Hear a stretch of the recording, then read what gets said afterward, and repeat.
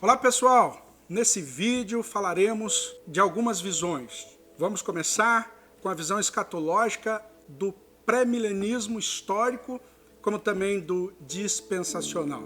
Quando então falamos de escatologia, geralmente falamos de ordem também dos eventos escatológicos que vão acontecer.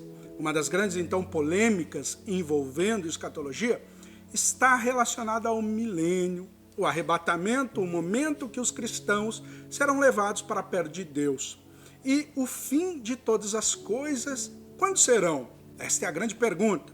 Isso está associado à questão de um milênio literal ou não? O milênio é algo que descrito está em Apocalipse capítulo 20 como um reino de 1000 anos de Cristo na terra, onde depois disso Satanás será solto, e muitos cristãos pré-milenistas acreditam que o arrebatamento se dá antes desse milênio. Outros são pós-milenistas e acreditam que o arrebatamento se dá depois desse milênio. E ainda os amilenistas, que acreditam que esse milênio não é literal. O A de amilenista é uma partícula de negação, isto é, não existiria esse milênio literal. Mas o milênio será uma referência à era da igreja e que esse milênio é uma referência do próprio estado eterno. Assim, uma das primeiras questões que envolve divergências é a natureza do milênio. Existem, basicamente, então, 4 posições acerca desse tópico. O pré-milenismo histórico, o pré-milenismo dispensacionalista e o pós-milenismo, como também o amilenismo. E nós, então, como eu já disse, falaremos nesse vídeo sobre o pré-milenismo histórico, como também o dispensacional. Pré-milenismo histórico tem como representantes, por exemplo, teólogos como Gruden, como outros, como Spurgeon, Irineu de Lyon, Tertuliano. E, de acordo com essa corrente, a ordem dos eventos é a seguinte. Número 1, época atual da igreja, expansão da proclamação do evangelho e a apostasia do homem. Número 2, grande tribulação de 7 anos, a ascensão do anticristo e a perseguição da igreja. Número 3, volta de Cristo, arrebatamento, primeira ressurreição e a batalha do Armagedon. Número 4, inauguração do milênio, a prisão de Satanás. E o número 5, no milênio, a soltura no final de Satanás e a rebelião, então, das nações, como também número 6, a derrota final de Satanás, ressurreição dos ímpios e o julgamento final, e fechando com o estado eterno da igreja com o seu Deus. Entende, então, nesta visão, um milênio literal de 1000 anos, onde Cristo estará reinando fisicamente na terra, ou seja, isto é um evento que ocorrerá, então, no futuro. A passagem central para o pré-milenismo está em Apocalipse capítulo 20, versículo 4 e 6, que diz: vi também tronos, e nesses sentaram-se aqueles aos quais foi dada autoridade para julgar. Vi ainda almas dos que foram decapitados por terem dado testemunhas de Jesus e proclamado a palavra de Deus. Esses são os que não adoraram a besta nem a sua imagem, e não receberam a sua marca na testa e na mão, e viveram e reinaram com Cristo durante 1000 anos. Os restantes dos mortos não reviveram, até se completasse os 1000 anos. Esta é a primeira ressurreição.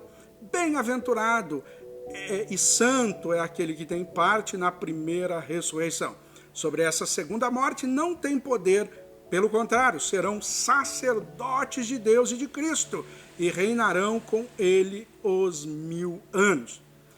Também, então, observam que há 2 ressurreições. Uma ressurreição é física, em 2 etapas, um no começo do milênio e também uma no final dele. No começo dos 1000 anos, alguns dos mortos tornam a vida e no final, o restante dos mortos também tornarão a vida. Para o pré-milenismo histórico, a igreja passa pela tribulação e é arrebatada após a tribulação para logo em seguida voltar com Cristo para a instauração do seu reino. Os crentes que tiverem morridos durante a grande tribulação serão ressuscitados recebendo então um corpo glorificado, juntamente com todos os outros que viveram nos tempos passados e os que tiveram vivos nesse presente período. Esses então entrarão no reino milenar com o corpo glorificado, e o milênio então é um evento repentino, instaurado por Jesus Cristo, o qual reinará desde o início e eliminando praticamente todo o mal, de forma que até mesmo os animais viverão em harmonia, como se refere Isaías capítulo 11, versos 6 e 7, como também Isaías 65, versículo 25. Muitos, mas não todos, dos incrédulos se converterão a Cristo nesse momento, então Jesus reinará em paz, com paz durante esses 1000 anos. É somente no início do milênio que Satanás é preso para ser solto no final dele. Nesse tempo, receberá o golpe final e a derrotada completa. Durante esse reinado milenar haverá paz, mas isso não significa a extinção completa do pecado e dos descrentes. Muitos dos que não se converteram e dos que não nasceram no milênio se submeterão a Cristo, serão sujeitos a ele simplesmente de uma forma externa. Ao final, então, do milênio, haverá uma revolta desses descrentes liderados por Satanás, que será, então, derrotado, segundo o que diz Apocalipse, capítulo 20, versículos 7 ao 10. Cristo, então, ressuscitará todos os incrédulos que tiverem morrido ao longo de toda a história e os julgará em seu trono branco. Apocalipse, capítulo 20, verso 11 ao 15. Para todo pré-milenista, Israel tem uma posição de destaque durante o milênio. O pré-milenista, então, histórico, entende que a ênfase ao papel espiritual de Israel que acontece é por meio da igreja. Ou seja, o pré-milenista histórico entende que Israel é incorporado de forma espiritual à igreja na medida que esse se converte. O então, milenismo histórico entende que o Novo Testamento aplica as profecias do Antigo Testamento à igreja neotestamentária e, assim fazendo, identifica a igreja com Israel e espiritual, que é a igreja formada então dos judeus e gentios. Assim, os pré-milenistas históricos entendem que a incorporação e salvação dos judeus está através da incorporação na igreja, que, como eu disse, é o Israel espiritual. Diz isso em Romanos capítulo 4, versículo 11 e 16, como também em Colossenses 3, 7. Porque Abraão seria o pai espiritual de todos os crentes. A Bíblia também fala dessa promessa da nova aliança em Jeremias capítulo 31, versículo 33 e 34, que diz: Mas esta é a aliança que farei com a casa de Israel depois daqueles dias, diz o Senhor. Porei a minha lei no seu interior e a escreverei no seu coração, e eu serei o seu Deus, e eles serão o meu povo. E não mais ensinará mais cada um seu próximo, nem cada um seu irmão, dizendo: Conheceis ao Senhor? Porque todos me conhecerão. Tanto os pequenos quanto os grandes, diz o Senhor, porque lhes perdoarei a sua maldade, e nunca mais lembrarei dos seus pecados. Aplicando a isso a Hebreus, capítulo 8, versículos 6 e 7, a qual diz: Mas agora alcançou ele o ministério tanto mais excelente, quanto é mediador de uma melhor aliança que está confirmado em melhores promessas. Porque se aquela primeira fora irrepreensível, nunca se teria necessidade de buscar uma segunda. Então, o que foi prometido a Israel será aplicado na igreja mediante esta visão. Paulo afirma que, então, o endurecimento de Israel veio sobre eles e um número enorme de gentios fossem salvos por conta disso. Israel, os ramos naturais, seriam reenxertados na videira, que é a figura utilizada por Paulo no tempo da plenitude dos gentios, e dessa forma, então, seriam salvos. Assim, haveria uma conversão em massa de Israel no milênio, para que se cumpra o que foi dito por Paulo. É preciso dizer que o motivo da igreja ser arrebatada o arrebatamento acontece para que os crentes estejam com Cristo nas comemorações das bodas, a união de Cristo com a igreja.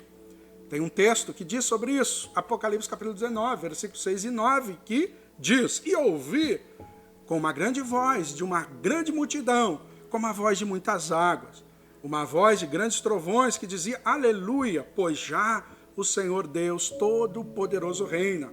Regozijemos, alegremo-nos e demos-lhe glória, porque vindas são as bodas do Cordeiro, e a sua esposa já se aprontou.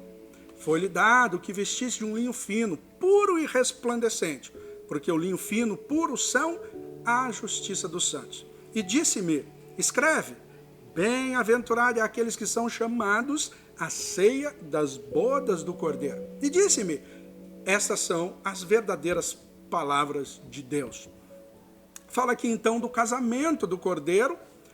Ainda que não descreve em detalhes, o tema é repetido também em Apocalipse capítulo 21, versículo 2, onde Jerusalém espiritual é vista descendo do céu.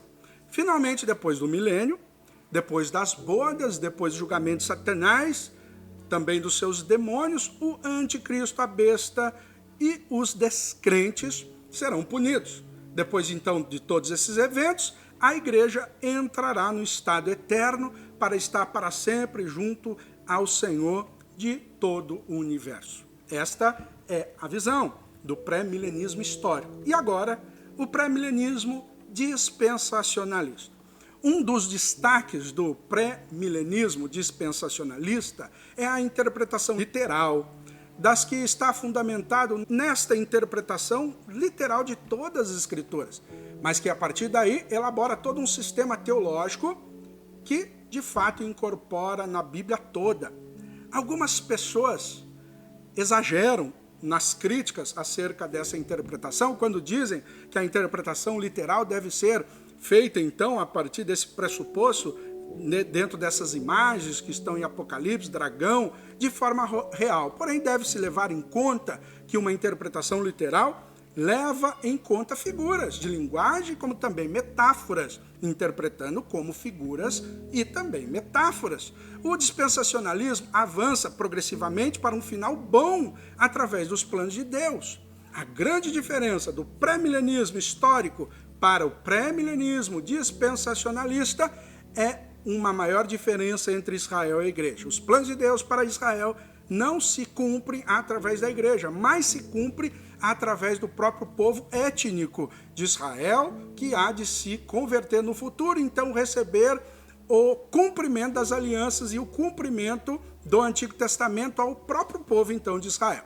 A leitura que é feita, então, Romanos capítulo 9 ao capítulo 11, é uma leitura mais literal. Entende-se Israel não como Israel espiritual, mas como Israel ético. No milênio, então, o povo de Israel seria devolvido à sua terra.